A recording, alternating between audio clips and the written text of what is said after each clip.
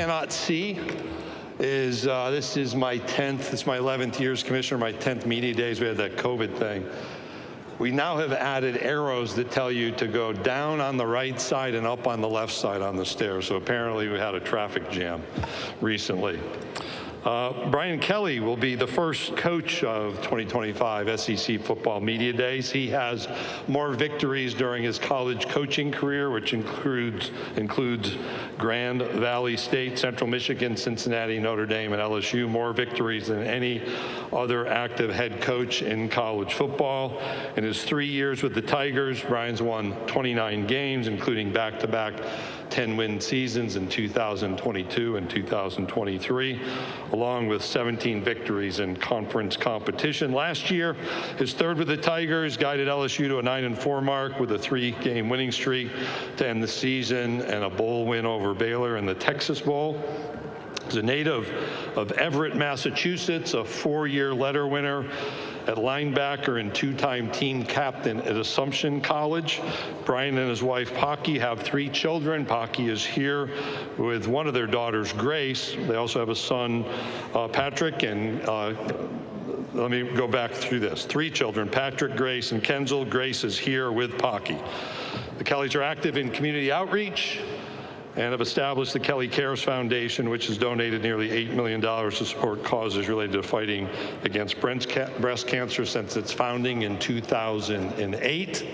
I learned backstage, Coach Kelly and Pocky checked off a bucket list item, hiking the south rim of the Grand Canyon just about a month ago. LSU head football coach Brian Kelly.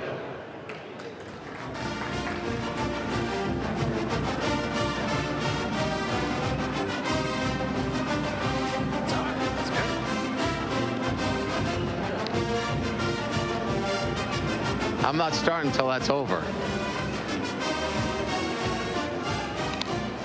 Go Tigers. Love it. Well, welcome. It's an exciting part of this month because we're close to football season. And clearly, as a football coach, we love this part of the year. I think what stands out to me is that when I get this opportunity to talk to everybody, it's really about generating the continuous excitement from our fan base for LSU football. We have an incredibly passionate fan base. We've sold over 75,000 season tickets. We lead the country in season ticket sales. And so as we get close to the season, you know, you get these opportunities in front of the media, and I know you want to talk specifics. You want to talk about some of the hot topics that are confronting us. What confronts me is how we continue to generate the incredible support. And that means what are we about to do? And that is continue the vision of graduating champions at LSU. Every single day, that's what we talk about. I know you find that hard to believe in a sense, but that's what we talk about. We are still college. This is still about college. This is not the NFL. And that's a great thing for a guy like myself that started in Division II and has worked my way through 5 different programs. It's really about the student athlete and the relationships with student athletes and helping them get to that goal of graduating and helping them get to that goal of winning championships. And so we have a clear process in place for our guys. And that process is what I love to do. I come up here every year because I love the relationships with players. I love developing our players. I love the ability on a day-to-day basis to have a transformational relationship with them so when they leave our program, they're successful in the NFL, they're successful in life. And I know sometimes it's sound bites and, you know, quick observations, but that's my life work. I'm much more interested in the significance of what we're doing than just the success. And so I start my talk with you about certainly excited for our fan base and this season, but I'm more excited for our players and the opportunity that they're going to get to continue in this developmental process. So, you know, when you talk about how you get there, you need to look at where we started. And when we started in 2022, we didn't have a full roster. We needed to upgrade our guys' mindset as it relates to academics. And we've been able to do that with this first year in 2025, having a perfect GSR. And that, to me, are some of the underpinnings that I know you're more interested in talking about other things, but this is what excites me about LSU football. Our ability to graduate our players now and to move them on and see the success that they're having in the NFL because they're prepared. They're ready to handle what the NFL has to offer them. And so for me, that's success, right? That is its success because it's significant. We're talking about young men that are now able to get a degree and play for championships and move on to whatever their vocation is. Look, the expectations are always high, and we've got some outstanding players. You know, I think you start always with the quarterback and Garrett Nussmeier. I think when you look at Garrett, what he brings is a mindset of a coach's son. And that is, I'm always looking to improve. Every day he comes to workouts, every day he comes to practice, he's looking for areas to improve on. Now, I would tell you that experience is going to be his best teacher in the SEC. Having obviously played a year in the SEC and has seen what needs to happen on a consistent basis is most important, but he brings that individual trait that coaches love because he wants to be taught. He wants to be coached. He wants to be coached hard. He wants to be coached in a manner that gets him to be the best version of himself. And I love that about Garrett. You know, we've got Whit Weeks here today. You know, Whit is our driver. He brings the passion. But passion without focus is irresponsible, and he's not that. He's got incredible focus. He's got incredible passion, and it rubs off on our entire defense. And he wants to obviously outplay his brother West Weeks, who's a pretty darn good player as well. But now add Harold Perkins back to the mix, who was out with an ACL last year, a player that can make plays all over the field, and it gives us an incredible linebacker group. And Chris Hilton is with us today as well, and I want to say, you know, Chris had a very difficult injury last year, one that really didn't allow him to be the player he is. He runs 22 miles an hour. He's a guy that can go get the football. He can change games, and we didn't have him virtually the entire year. And that was frustrating to him, and it was difficult for him. But he fought through it. He had a great end of the season for us. And I love the way that he has now used his personality, which isn't one that if he gets up here, he's not going to say a lot, but he's respected by his teammates because of what he does every day and how he does it and how he handled injuries last year. Many of you know that we went into the transfer portal to really build depth, championship level depth across the board. You know, guys like Patrick Payton from Florida State, Barron Brown from Kentucky, Nick Anderson, Jack Pyburn, Bauer Sharp, just to name a few. Mansour Delan at the safety position and corner position. I could go on, and I've missed some of them, and I'll make sure that when I get to some of these other locations, I bring their names up as well, because so many of them are deserving to be talked about. But what I want to finish with, and more importantly, is that LSU offers the most incredible game day experience in college football. And we do pretty darn good in baseball. We do pretty good in gymnastics. We do really well in all of our other sports, but the game day experience at LSU is incredible. And it's because of our fans. They're so passionate and so knowledgeable. When you go into that stadium, they are watching the game. They are following every play. And that, as a football coach, that's the captive audience that any speaker wants, that any teacher wants. It is such a captivating audience, and they are so passionate about LSU football that they've delivered for us. As you know, I had $1 million gift, my wife and I, to help support our NIL. That was a lead gift because I knew how passionate our fan base was. We had 1,600 supporters follow that up. That raised that number to about $3.5 million. That's the kind of passion that we have at LSU. It comes back to the one goal that I started with, and that is we want to graduate our players and play for championships. And whether it's on the field, in the classroom, in the community, it's developing great young men on a day-to-day basis. And that's the significance for me. And it's wrapped in that much more than just the success.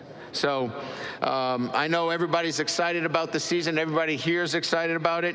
And we're certainly looking forward to the opportunity because we open up with a great program in Clemson. I know Dabo very well. I respect him and his program and the accomplishments they've had. We've played against each other several times when I was at Notre Dame, and just have a ton of respect. But we've also been 0-3 in openers at LSU under my watch, and we needed to do some things differently this year, and that is embrace this opener and embracing it in a manner that this is a big game, and it's a tangible goal for our football team to want to be 1-0. It's not let's warm it up into the season. We want to be ready for this football game. And so we're doing everything in our power to give our players the opportunity for that success. So exciting season, excited about the ability to continue to develop our program and our players, and looking forward to our opener against Clemson University. Thank you very much. Thank you, Coach Kelly. If you have a question, please raise your hand. Emma, Annie, or Nathan will get a microphone to you. Again, if you can stand, and please give your name and affiliation, that will help. Coach, we're going to go right over here to our right. Scott. Hey, Brian. Scott Rabelais from the Baton Rouge. I know you, Scott. Yes, sir. Yeah, we very formal. Yeah, well, trying to look nice for the first. You're doing a great job. What you mentioned your donation and the other donors' donation to try to build the roster this year to get to a championship level. How sustainable is that long term, not only at LSU, but for other programs of similar resources who are trying to make these commitments? I'm not going to do $1 million every year, no. No, I know that wasn't your question. I'm kidding. Look, I think it's the nature of where we are in college football. We have revenue sharing. We have NIL. Look, we're early on in the process here, right? This is kind of the first step towards what we're trying to put together. I'm excited about college football. I'm excited that we have something in place relative to revenue sharing. NIL is still something that we have to navigate through. So to answer your question succinctly, I think we still have to be thinking about how we continue to build our support for NIL, because it's not going away, and nor should it, as well as revenue sharing. I think we're in the first stages of where we need to be, but we have to still be moving in that direction. Coach, we'll go straight down the center aisle. Hey, Coach. Emily Grace McWhorter from the next round. Historically, LSU quarterbacks in the past have had a pretty significant jump from year one to year two. What do you anticipate Garrett Nussmeier's being as he gets that experience like you mentioned in year two? That's a good question, Emily. I would say that when you're comparing him to Jaden Daniels and Joe Burrow, that's a high bar for anybody, right? But Garrett is at LSU because he loves LSU, and he wants to lead our football team to a championship. And if the Heisman follows with that, I think he's good with that. But I answer the question this way is because all of our conversations with him aren't about individual goals. They're about how do I lead this football team to a championship? And all we've seen is him leading, him being selfless. And his selflessness is going to be the differentiator from last year to this year, as well as the experience that he had playing against really good SEC teams. Coach, we're going to go over here to our left on the third row, on the far aisle. Jonathan Williams with the On SI Network. You've had some really successful offenses during your time at LSU. I'm curious to hear what you want, some improvements you want from your defense this season, though. Well, I think we've got an outstanding defensive coordinator and a defensive staff. Blake Baker is in my opinion, elite in the field of defensive coordinators. We needed to give him some more tools. And look, I've been the head football coach at LSU, and I know that we have not played the kind of defense necessary to win a national championship. I think we put a roster together in this offseason, along with young players that have taken lumps along the way as they've developed, and given Blake now the tools to play championship level defense. Because clearly, the 2023 offensive football team we had was good enough to win a national championship. We weren't good enough as a team, and a lot of that had to do with addressing some shortcomings we had on defense. We think we've done that. I love our roster. I love our team and the way they interact, the camaraderie of our group, the seriousness and focus, their intent. So I think we're going to have a defense that is going to be representative. And look, anytime you go on the road and play a team like Clemson, you better bring a defense with you. Coach, we'll go right down in front of me in the second row. Tom. Coach, really sorry about the bad advice on the elevator. Listen, I'll tell you what, this is a massive undertaking from where I've been over the last couple of years. He's referring to, I got lost yesterday for about an hour in the Omni. I worked my way out of it, and I blamed you. Just for a small part. Tom Murphy, Arkansas Democrat Gazette. LSU's traditionally played in-state schools. I wonder what you think the benefits and maybe any, bad points to doing in-state schools in football. Well, when you're trying to balance a schedule, and I've been a proponent of playing the toughest schedule that we can relative to the SEC,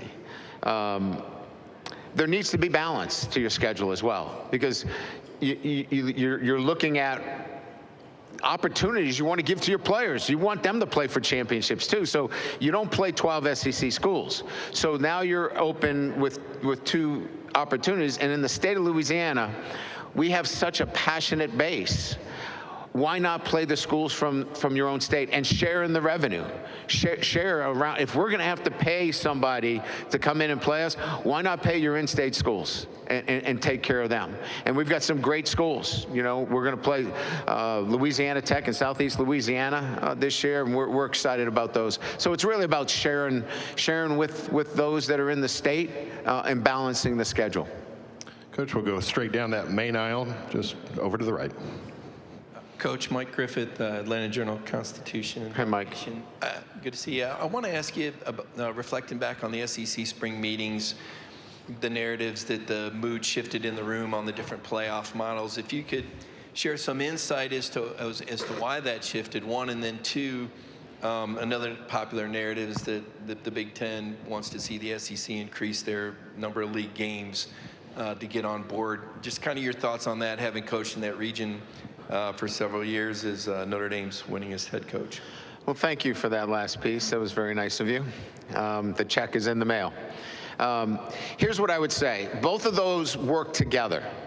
The 2 questions that you have, and this is what I mean, is that I think we would push for as many teams as possible if they were evaluated based upon what their schedule looks like. And so that's why both of those questions kind of dovetail together, in that if we're talking about win-loss record, they're not all the same based upon what conference you're in and who you play. So how many teams that are in this probably have a lot to do with how are we going to select them? What's the selection process going to be? And I think at the end of the day, that selection process will probably be having the end in mind first. And that will then generate the answers to the other questions in terms of how many teams and what's your conference schedule look like in terms of how many you play. Coach, we'll go over to our right-hand side near the aisle. Hi, Coach. I'm Olin Buchanan with TexAgs. My question for you is, everybody knows y'all had, I guess, 4 players from your offensive line drafted, including, I guess, Will was probably the 4th player overall. What kind of progress do you think y'all have made in rebuilding that line? And, can it be as good without Will and guys like Emory Jones? Well, I don't think you replace a Will Campbell. Certainly, having 4 drafted, they were well regarded, and certainly Brad Davis has done a great job in coaching them. But if you're trying to address graduation in a knee-jerk reaction, right, and not having that planned in advance, you're probably going to take a hit on the offensive line this year. We have been grooming some players for their chance and their opportunity. You remember, I started Emory and Will as true freshmen in the SEC, and they held their own. We think we've gone a step further, that we don't have to start a true freshman this coming year, but guys that we've developed. And then, as you know, we went into the transfer portal, brought in Braylon Moore at center, Josh Thompson, some veteran guys from the Big Ten and the ACC who have been in the wars. So you're adding those 2 guys to the mix. DJ Chester started every game for us last year at center. He's a multiple player guy, can play guard or center. And then we've got some younger players that are going to step up that started in the bowl game, and we'll see how that plays. But I'm bullish on our offensive line. I think we're going to be able to produce the kind of things necessary to be a championship team. We have time for a few more. We'll start over to our left front row. Coach Dave Shoemade, SEC Unfiltered. It seems from like a 35,000-foot view, but there's been a little bit of a philosophical change a little bit over the past years from a positive perspective. You get the transfer portal class, hire some phenomenal coaches, some support staff members. Just feels like there's some good vibes around the program, just wholly. Can you talk a little bit about your relationship with Associate AD, GM, Austin Thomas, and how your day-to-day working relationship has been with him in the past year and a half since he's been back in Baton Rouge? Yeah, I think Austin has done a terrific job in this kind of new order that we're in. Brings a lot of experience being at multiple schools in the SEC. His ability, he's extremely bright and innovative when it comes to, the revenue sharing plan that we had in place, and certainly NIL. But he also knows it's about surrounding himself with great people as well. And I've given him the opportunity to go out and do that. And we've hired some great people that will help in personnel, in recruiting. We've hired some great people in our player dev area that will keep the players. Retention's important as well.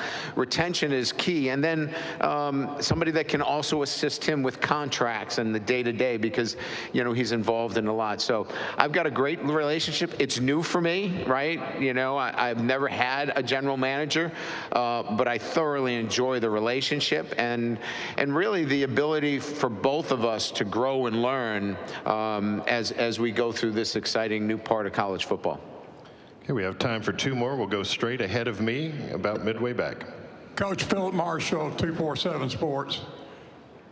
You're one of the fortunate ones that has a veteran quarterback this year. Could you just talk about the difficulty of playing that position and growing into that position in this conference? Yeah, I can't underestimate how important the development was, and I think you all saw it. Jaden Daniels' development for year 1 to year 2 was astronomical, if that word even suits it. I mean, it was incredible. Garrett Nussmeier will have a similar jump. It's because you go on the road and it's sold out. You play teams that are so well coached and so balanced and have great players that you have no choice but to learn, develop, and get better, or you're going to be left by the side. And so that's why I'm so confident that experience in this league at the quarterback position is the most important thing. Could you come in and play as a freshman? Absolutely. But there are going to be those moments where you look like a freshman. You look like a first-year player. Garrett will tell you that. And he wasn't a true freshman. He had seen it. He had been there. But being on the field in those situations when everything around you and your best is needed, you need experience. And that, to me, is why he's going to be very successful. Coach, we'll take one final question to a section to our right, about 3/4 of the way back. Hey, Brian, Ben Portnoy from Sports Business Journal. You talked a little bit about how we're sort of still in this new stage and new iteration of yes. college football, college sports look like. When it comes to just broader governance, whether it's the NCAA, College Sports Commission, whoever it is, I guess, what is it that you want to see from those in charge leading college sports, of whether it's structure, whether it's consistency in rulings? I guess, what do you want to see from the governance piece as a football coach? Transparency and consistency. Those two words are probably the most important thing as we continue to move forward. Now, other things, we would like federal government involvement. I got the Christmas list here. I could give you all those things. But if we start with transparency and we start with the clear communication that is necessary and consistency in approach, look, I know this might not be what you were asking, but it's got to start with coaches. It's got to start with us. I mean, we have to be the stewards of this. There has to be a moral high ground. There has to be ethics in this. And it starts with us. It starts with coaches. If I was at a speaking engagement a few weeks back, and every question about the NIL was trying to find a way around it. Trying to find a way to bring in revenue in some other force. Sooner or later, we've got to take the stand that transparency, consistency, ethics, and morality are at the core of this. If that's where we're at, we're going to be able to move to that next step and continue to make progress. Thank you very much. Thank you, Coach Kelly, for your time.